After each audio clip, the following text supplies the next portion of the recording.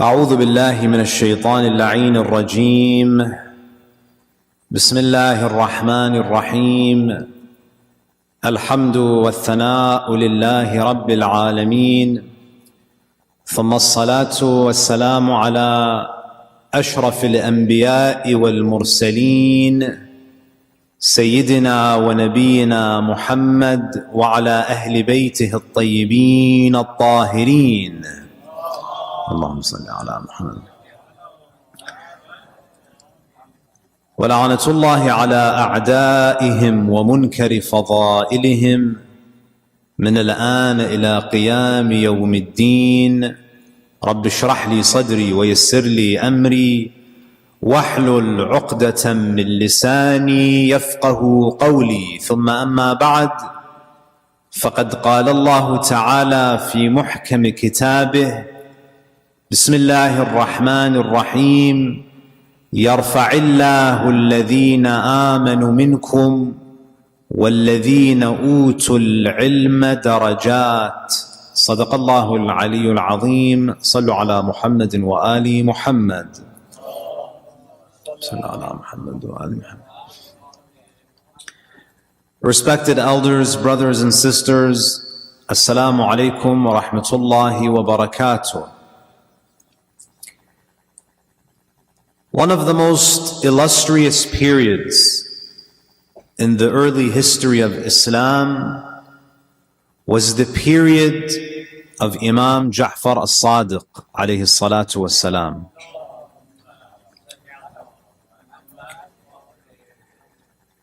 The Holy Prophet was the one who established the Muslim community.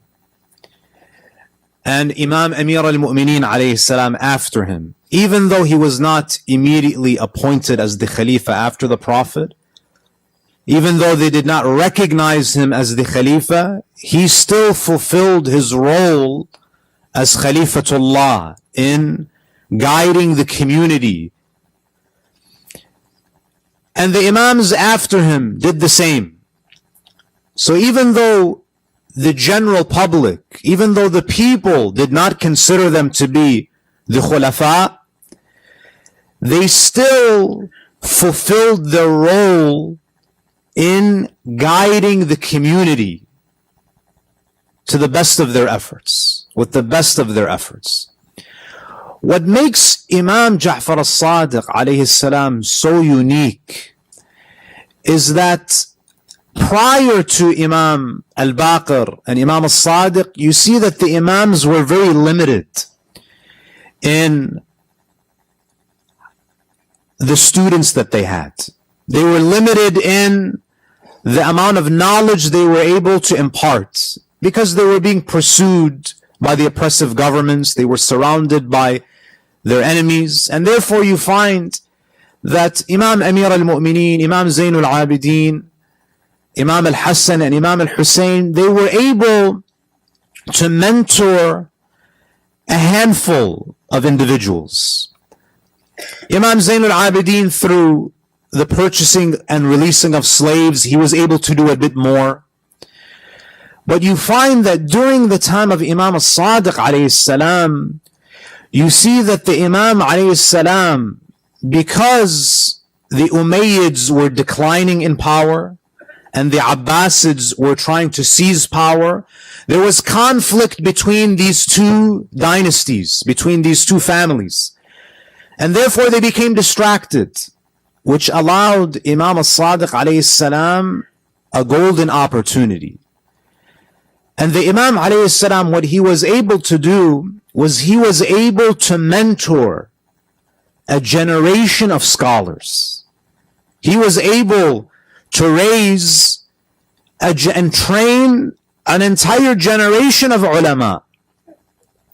So much so that during the time of Imam al-Sadiq and shortly after Imam Jafar al-Sadiq, there were thousands of ulama spread across the Islamic empire who were ascending manabir, they were ascending pulpits, and they would begin their dars by saying حدثني Ja'far ibn Muhammad, that Ja'far al-Sadiq taught me, or I heard from Ja'far al-Sadiq, or I was informed by Ja'far al-Sadiq. So you see, what made the Imam alayhi salam so effective was he was able to combine immense knowledge with masterful teaching. You know, brothers and sisters, there are many scholars who have a great deal of knowledge, but they're not able to articulate that knowledge. They're not able to teach and impart that knowledge in a way that is understandable to the people. You have many great scholars, but they're not able to communicate at the level of the people. So they're not able to convey that knowledge. But Imam al-Sadiq alayhi salam, not only was he an ocean of knowledge, he was very skilled in the way that he imparted this knowledge to the people. He could masterfully teach someone who was a fisherman, who had no academic background. And the Imam was able to enlighten someone like that. And the Imam alayhi salam was also able to speak to people with philosophical backgrounds. He was able to speak at everyone according to their level. And what made the Imam alayhi salam so effective was that he made people feel comfortable. You know, sometimes when you meet certain scholars, they may be very intimidating. They may not be approachable. But Imam al-Sadiq alayhi salam, he always strived to create an atmosphere of comfortability. An atmosphere where no matter who you are, you feel comfortable talking to him. You feel comfortable asking him. And the Imam alayhi salam was so down to earth. And he was so humble. Even though he had such great knowledge, he was so comfortable, and he created safe spaces for people to come to him, so much so that even the most famous atheists, they used to come and they used to sit in the presence of Imam al-Sadiq alayhi salam. Now, the Imam alayhi salam, what made him so effective was that he also understood human psychology. You know, brothers and sisters, if you look at many of the sermons of the Ahlul Bayt, you find that the majority of the khutbahs of the Ahlul Bayt were relatively short. If you look at many of the sermons, if you read them from beginning to end, maybe they're 10 minutes long, 15 minutes long. If you go through Nahjul Balagha, you find that many of the sermons of the Imam, they were very short. If you read the Prophet's month of Ramadan sermon, it was maybe 15 minutes, maybe even less. The Prophet's final sermon in Hijjatul Wada was a relatively short sermon. Very rarely are you going to find a ma'soom who's going to sit and give a khutbah for 1 hour or an hour and a half. Why is that? Because the Imams alayhimus salam, they understand that human beings have a short attention span. You can't talk to people for an hour and be effective in imparting knowledge, because the majority of the people don't have that type of attention span. That's why most of the knowledge that we have from the Ahlul Bayt was transmitted to us in small bits. The Imam has a conversation with a person. Someone asks a question. And it was in many cases very informal. It was more of a conversation. So the Imams alayhimus salam, they were not known for giving lengthy sermons. And this is why, brothers and sisters, for those of you who are familiar with TED Talks, there is a reason why TED Talks don't exceed 15 to 18 minutes. They're very short. Why is that? You think that's a coincidence? There's a reason why they limit TED Talks and they don't ever exceed 20 minutes. The reason is because there's been a lot of research that shows that people, that human beings, they are able to absorb information for 20 minutes. If you go beyond that, they're not able to retain. They shut down. And therefore the Ahlul Bayt alayhimus salam 14 centuries ago, they understood this. And you even find that there's a precedence in the Quran for this, that we think that the way that we transmit Islamic knowledge is always sitting on the minbar for an hour and a half. That's not necessarily the case. If you look at the Quran, you find in the story of Musa and Khidr, Allah Azza wa Jal wanted Musa to learn from Khidr. So he goes and he meets Khidr. When he goes and he meets Khidr, what happens? Does Khidr say, okay, sit down and I have a khutbah to give you for 1 hour? He doesn't do that. What do? They walk with each other. There's a conversation that happens between the two.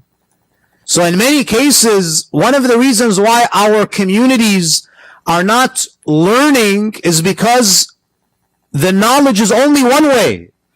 You come and you listen passively. And most of the time, you're not taking notes. You're just listening. It's not an interactive discussion. In the Quran, when Musa is learning from Khidr, what is it? It's an interactive discussion, and it's happening as they are moving. Which is a lesson for us, that we shouldn't confine the pursuit of knowledge to certain spaces. You can be a talib ilm wherever you go. Wherever you are, you can consider yourself in a divine classroom. So the Ahlul Bayt alayhimus salam, they understood this.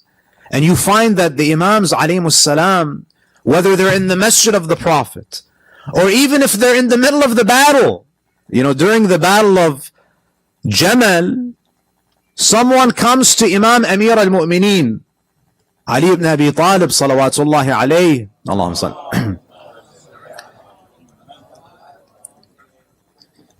In the midst of the fighting, he asks Amir al-Mu'mineen, what is the meaning of Tawheed?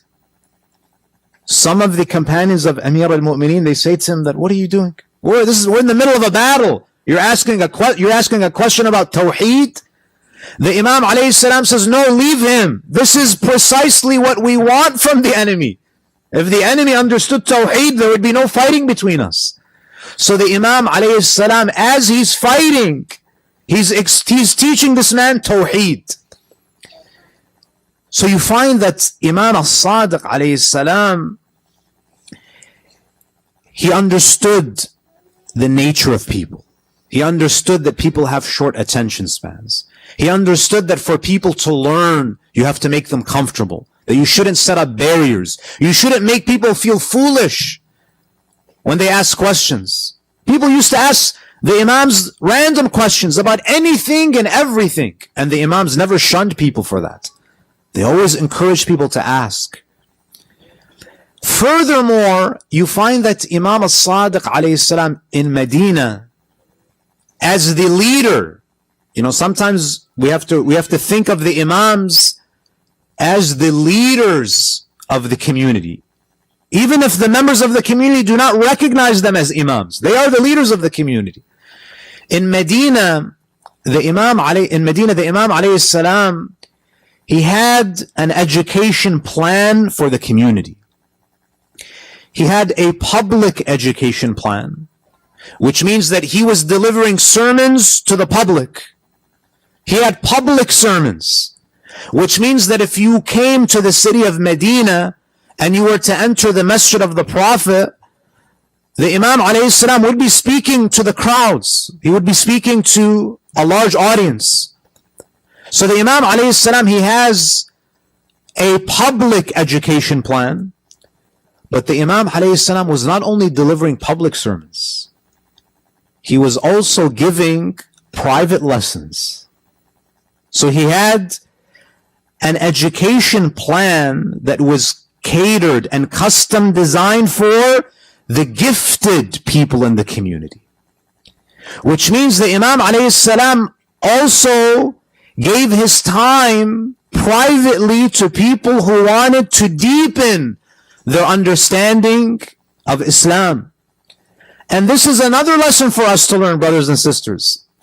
As a community, we have to first ask ourselves, what is our education plan? Because this is one of the primary functions of a masjid. You know, we're always talking about, many mosques you go to, they're talking about, okay, we need to renovate the roof. We need to get a security gate. We need to change the carpet. We need to buy more land. And these are important. No one is denying that these things need to be done. But how many of us speak about the education plan for the community this year? What do we need to teach the community this year? What is our 5-year education plan? Do we need to focus more on aqa'id? Or do we need to focus on fiqh? Do we need to focus on ethics? So we have to find out and determine the education level of the community. And the way that you do that is through surveys. You have to find out, assess the Islamic knowledge of your community.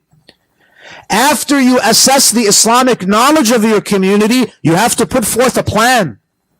That we have certain goals that we have to achieve. The Imams they were strategic planners. If there are people who are advanced in the community, what are we offering them? Because many times you go to communities and you have certain individuals who are advanced, but they come to the lecture and it's always basics. We're not offering anything that is deeper for those who are more advanced in their Islamic knowledge. So you see Imam al-Sadiq, he had public sermons. He had educational goals for the wider community. But the Imam alayhi salam, he also was privately training Zurara. He was privately training Muhammad ibn Muslim. He was training scholars. Because the Imam recognized that we need the average Muslim to be educated. They have to have a certain level of ilm to fulfill their wajibat, to avoid the muharramat. This is the bare minimum. This is the type of knowledge that is obligatory for you to learn. There are certain levels of knowledge that it is wajib on you to know. The knowledge that allows you to fulfill your wajibat and avoid the muharramat, this is mandatory. But the Imam alayhi salam also understood that in addition to this basic level of knowledge, I need to train scholars. I need to train ulama. And that's why you find that the Imam alayhi salam, what did he do? He establishes an institution of scholars. Now, if I go back to the verse that I began with, from Surah Al-Mujadala, or Al-Mujadala, Surah 58, verse 11, what does Allah subhanahu wa ta'ala say? Because you may ask me, why is the Imam putting so much energy and effort in teaching? Why didn't the Imam say, I'll just teach them the bare minimum and I'll focus on my ibadah? I'll focus on doing extra prayers or reciting dua. Why is the Imam spending so many hours of his day teaching? It's because of the message of this ayah. What does Allah say? يَرْفَعِ اللَّهُ الَّذِينَ آمَنُوا مِنْكُمْ وَالَّذِينَ أُوتُوا الْعِلْمَ دَرَجَاتٍ. This is a very profound verse. Allah subhanahu wa ta'ala here, he says, يَرْفَعِ اللَّهُ الَّذِينَ آمَنُوا مِنْكُمْ. Every human being is on a journey towards Allah. The first thing that you have to do to elevate yourself is that you have to have iman. يَرْفَعِ اللَّهُ الَّذِينَ آمَنُوا مِنْكُمْ. Allah elevates those who believe from among you. So after you become Muslim, you make the shahada, you elevate yourself higher spiritually through iman, through ma'rifatullah. But after iman, after faith, there is only one thing that can allow you to elevate your spirituality, to go higher. And that is what? Ilm. After you are mu'min, the way that you go higher is through what? Through the acquisition of knowledge. وَالَّذِينَ أُوتُوا الْعِلْمَ دَرَجَاتٍ. So after you become mu'min, and even iman requires you to acquire knowledge, but to go higher and to continue going higher and higher, you need knowledge. So you find that the Imam alayhi salam understood that if I'm going to facilitate the spiritual growth of my community, I have to impart knowledge, that I have to produce scholars. So the Imam alayhi salam, what does he do? He focuses on educating the public, but he also focuses on mentoring and training scholars. Now, the Imam alayhi salam, the Imams of Ahlul Bayt, they say that, so you have Iman. Iman will take you up 1 degree. After Iman, to continue elevating, you have to increase your knowledge. Now, among ulama themselves, what distinguishes one alim from another? There's a hadith from Imam al-Askari, alayhi salatu wassalam, Allahumma salli ala Muhammad wa ali Muhammad, where he speaks about how ulama are ranked on the Day of Judgment. So, if you have people of taqwa, someone who's muttaqi and he's mu'min, and then you have a muttaqi who is an alim. The alim is superior. Now what if you have ulama who have taqwa? How does Allah rank scholars on the Day of Judgment? The Imam alayhi salam, he says, through 2 factors, in 2 ways. Imam al-Askari alayhi salam, he says, on the Day of Judgment, how God will rank ulama. He says, Inna ulama shi'atina yuhsharuna fayukhlaw alayhim min khal'il karamat. That God will honor this pious scholars on the Day of Judgment. Based on what? They will be distinguished from each other based on what? One will be higher than the other. Based on what factors? 2 factors. على قدر كثرة علومهم, based on the extent of their knowledge. So those who have more ilm than others, they will be higher. But not only that, وجدهم في إرشاد عباد الله. That what sets certain scholars apart from others is how much knowledge they have and how much effort they put in spreading this knowledge to others. So you may have one individual who has higher knowledge than another, but Allah subhanahu wa ta'ala may elevate the other because he put more effort in spreading knowledge. Ahlul Bayt, what do they say? لِكُلِّ شَيْءٍ zakat. Everything has a zakat. وَزَكَاةُ الْعِلْمِ نَشْرُ. And the zakat of knowledge is to spread it. And each and every one of us, we might not be ulama, but we have knowledge. You have some knowledge. And you have to pay zakat on the knowledge that you have. So if you know Surah Al-Fatiha, if Allah has given you the tawfiq to learn a surah in the Quran, one of the ways that you pay your gratitude towards Allah is what? Teach someone who's young Surah Al-Fatiha. Pay the zakat on the knowledge that you have. So the Imam alayhi salam, what does he do? He trains scholars.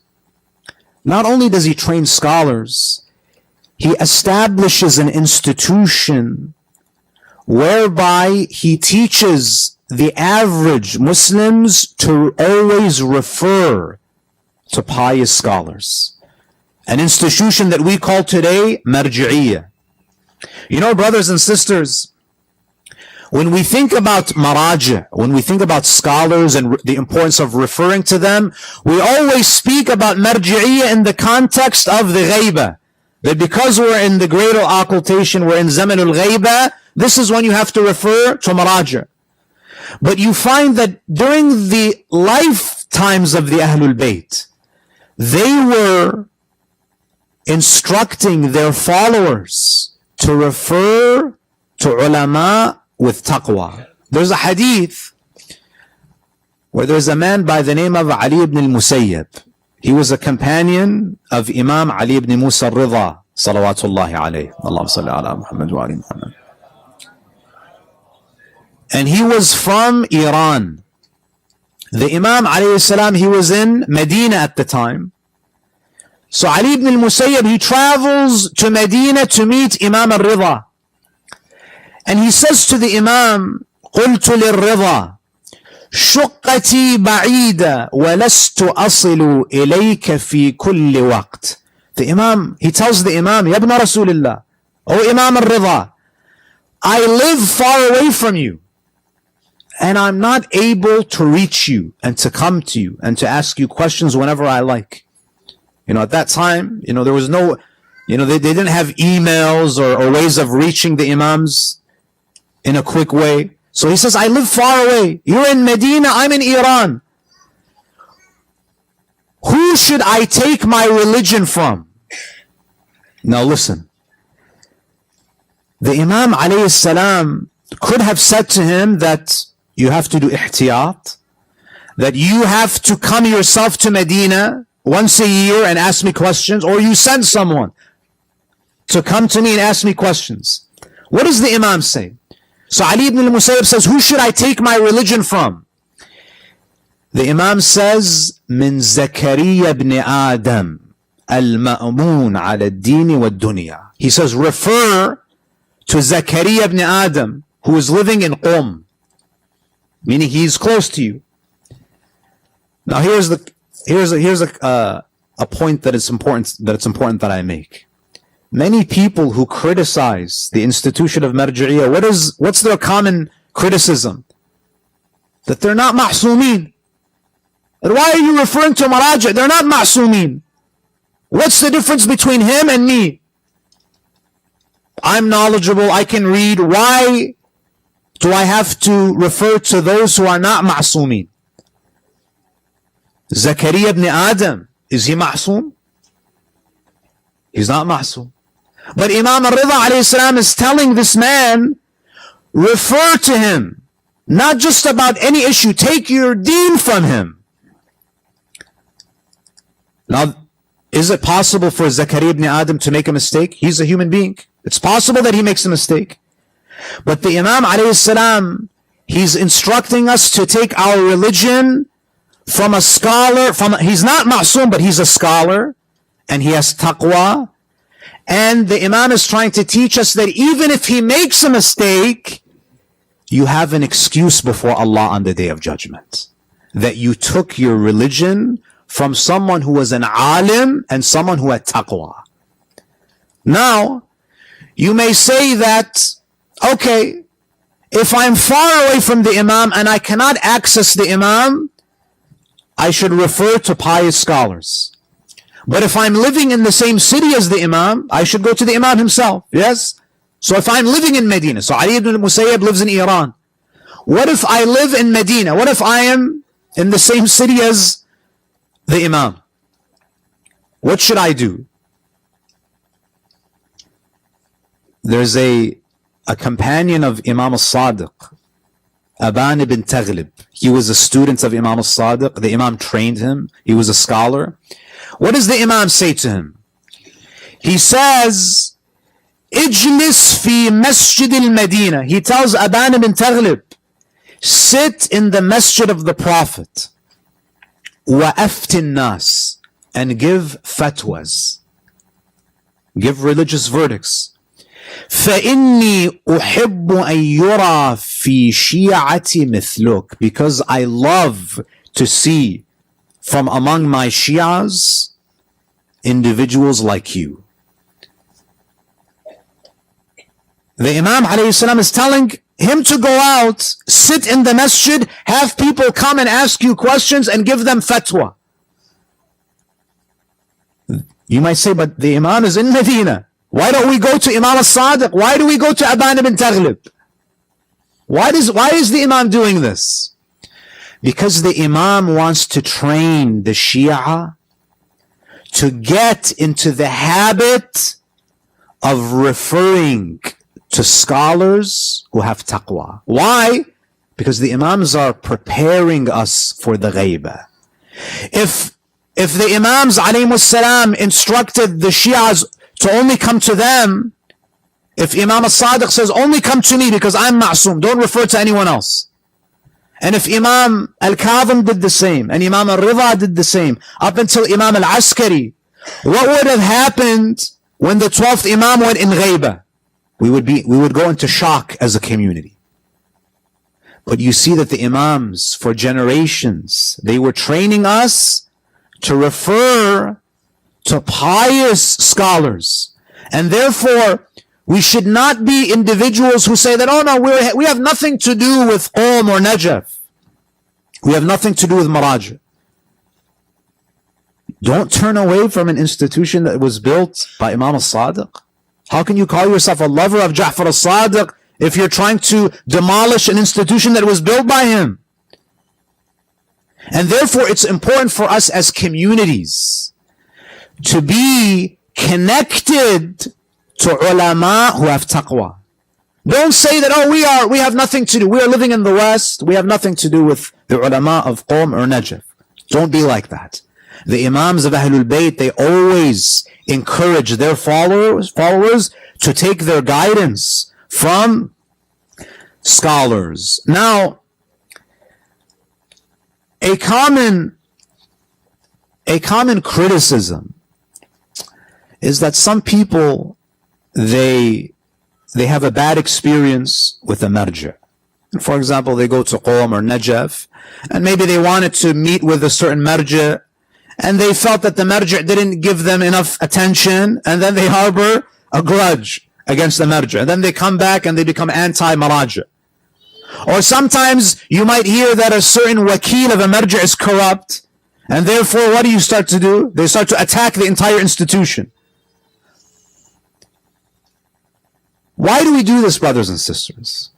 You know, if you go to a doctor and a doctor makes a mistake, your physician makes a mistake, they misdiagnose you.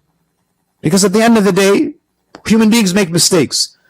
What do you do? How do you respond to a doctor making a mistake? What do you do? Do you say that, okay, I'm not going to refer to any more doctors, I'm going to self-medicate? If you have an encounter with one doctor that you're unhappy with, do you say, forget about medicine? Or do you go and find another doctor? Meaning you don't completely turn away from the institution of medicine. So marji'iyya is not about an individual. It's about this institution that the Ahlul Bayt have built. And that's why one of the most destructive things in our communities, do you know what it is? Maraj are supposed to be the pillars of unity. But what happens? What causes division in a lot of communities? When we make the masjid about one specific marja. So for example, you go to a masjid, and this masjid, either the name of it is related to one specific marja, or the culture in the masjid is such that if you don't do taqleed of this marja, you're an outsider. And this is unhealthy. And this is very destructive to our communities. That we should respect all maraja. We should not create divisions within an already small community. We're already a minority. And sometimes what do? We create minorities within minorities. We create a cult mentality where we've created centers that are connected to certain maraja, and if you're not a follower of this specific marja, what do? You don't belong. Go to that center, because that center is connected to that marja. That's not what the Ahlul Bayt have taught. So we have to create this spirit of unity where we respect the institution of marji'iyya, but we don't make a masjid about promoting a specific marja. We have to be careful, because not everyone is going to do taqleed of your marja. And I've seen many communities, they fall apart because of this point. Because they want the masjid to be controlled by people who follow one specific marja. If there's someone who does taqleed of someone else, oh no, we have to be careful.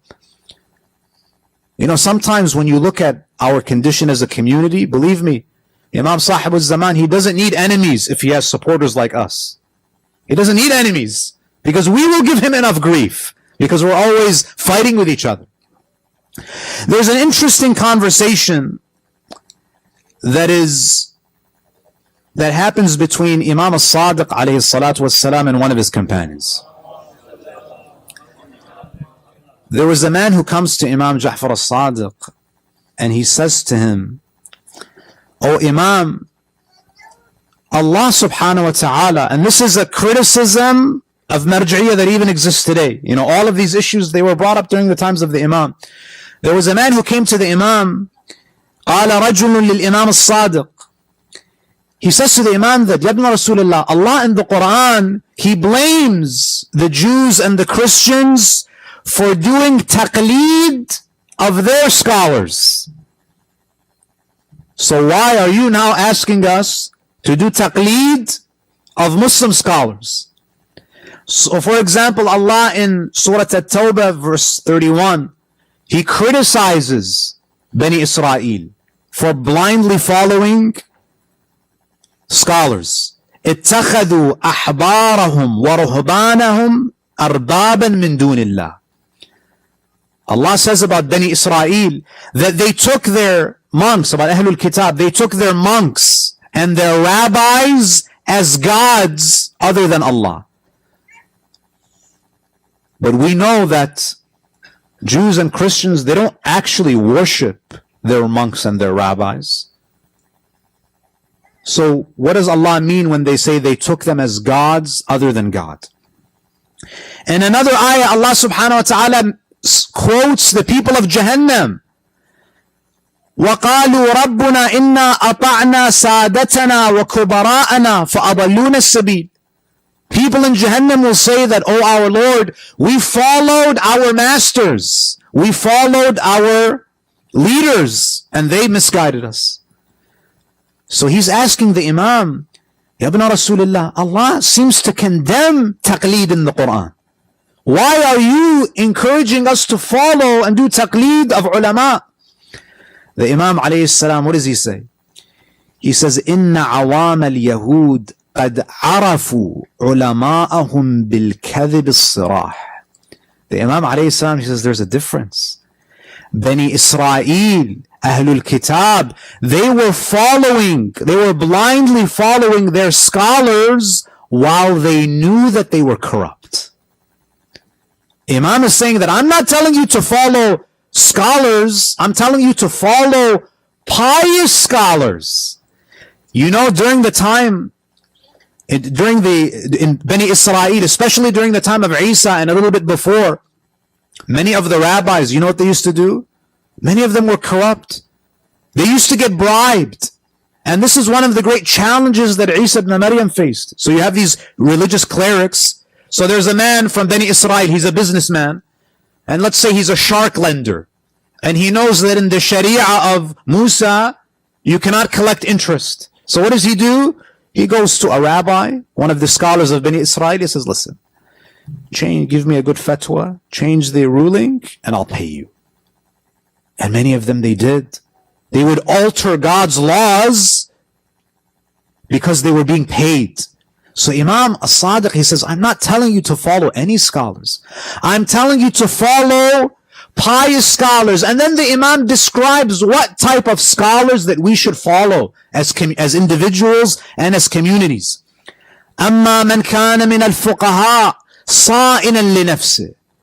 Follow a faqih who protects his soul, who is more concerned about protecting his soul than anything. حافظا لدينه, who preserves his faith. مخالفا لهواه, who goes against his desires. You know, brothers and sisters, we should really be proud that we have pious ulama. Many of you, you know Sayyid al-Sistani in Najaf. just to give you an example of one of our pious maraja. You know, he doesn't even own the house that he lives in. For those of you, for the ones who are Hawza students, even the clothes that he's wearing, the saya that he's wearing, it is the cheapest quality. A lot of the garments that he's wearing, he's had them for decades. مخالفا لهواه مطيعا لأمر مولاه. They are obedient to God. You know, scholars of other schools, of other traditions, many of them are appointed by the government. They are puppets of the governments. They are obedient to the governments.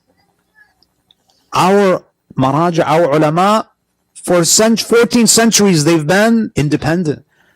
They're not connected to any institution.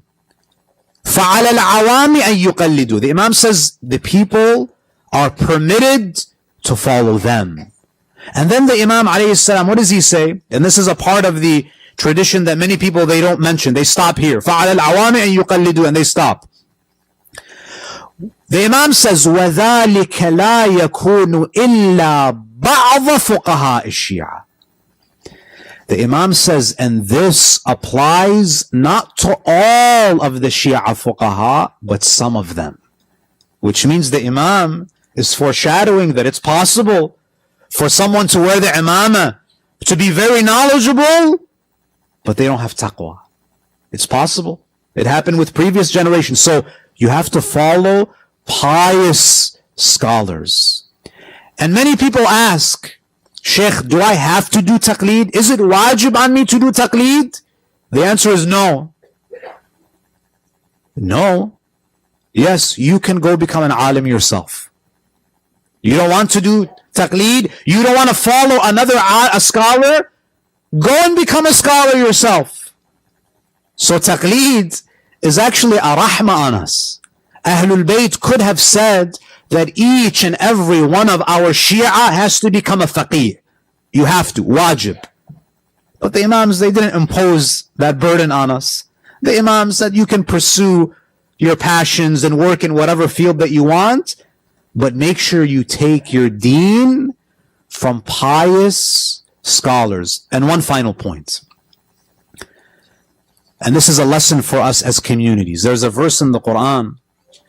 وَمَا كَانَ الْمُؤْمِنُونَ لِيَنْفِرُوا كَافَّةً. You know, during the time of the Prophet, when the Muslims were being attacked, they would all go for jihad. Yes?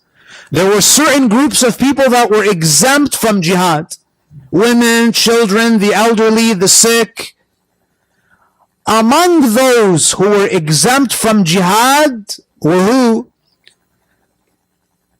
Students of knowledge, people who were studying to become ulama. وَمَا كَانَ الْمُؤْمِنُونَ لِيَنْفِرُوا كَافَّةً فَلَوْلَا نَفَرَ مِنْ كُلِّ فِرْقَةٍ مِّنْهُمْ طَائِفَةٌ لِيَتَفَقَّهُ فِي الدِّينِ. Allah in the Quran, He says there should, of every community, there should be a group that goes and acquires tafaqquh, that you become mutafaqqih. Tafaqquh doesn't just mean fiqh, it means that you have a deep understanding of religion.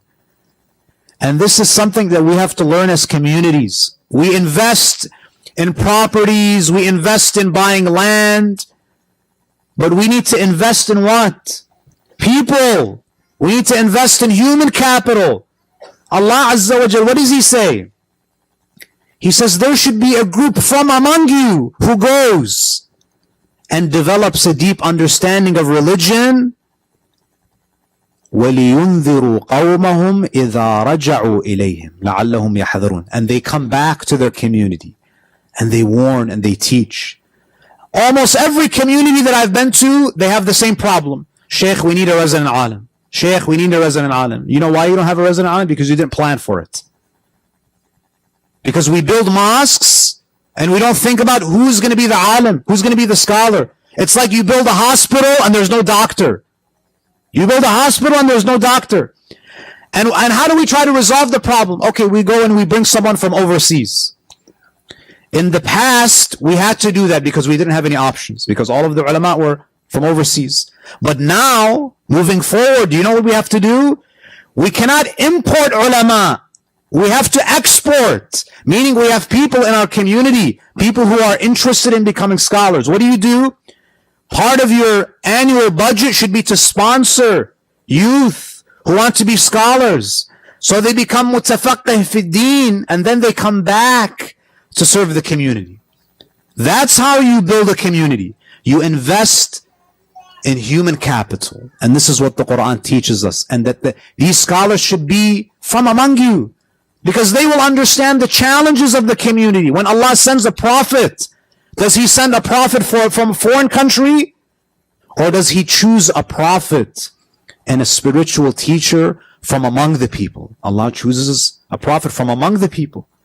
And therefore we need to invest in youth who will become scholars from among our communities, so they can take our communities forward. We ask Allah Azza wa Jal to bless us and guide us and illuminate our hearts with the teachings of Muhammad wa Ali Muhammad. Brothers and sisters, many of you know Sheikh Muhammad al-Hilli. He's been to your center many times. Unfortunately today, he received news that his son, his 5-year-old son, I believe, his name is Hadi, was diagnosed with leukemia. So he's now receiving chemotherapy. Imagine a 5-year-old. Imagine Sheikh al-Hilli, who's away from his family lecturing, receiving this news. So let us recite Amman Yujibul Muhtar for his family and for all of those who are in need of our prayers. Bismillahir Rahmanir Rahim. Amman Yujibul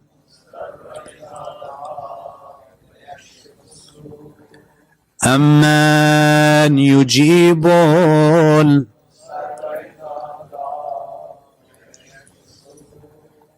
أمن يجيب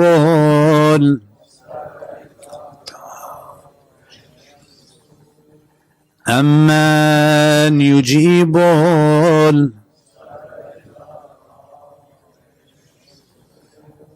أمن يجيب المضطر إذا دعاه ويكشف السوء. We ask Allah Azza wa Jal بحق محمد وآل Muhammad to grant him a speedy recovery, and we ask Allah Azza wa Jal to grant shifa to all those who are sick. وآخر دعوانا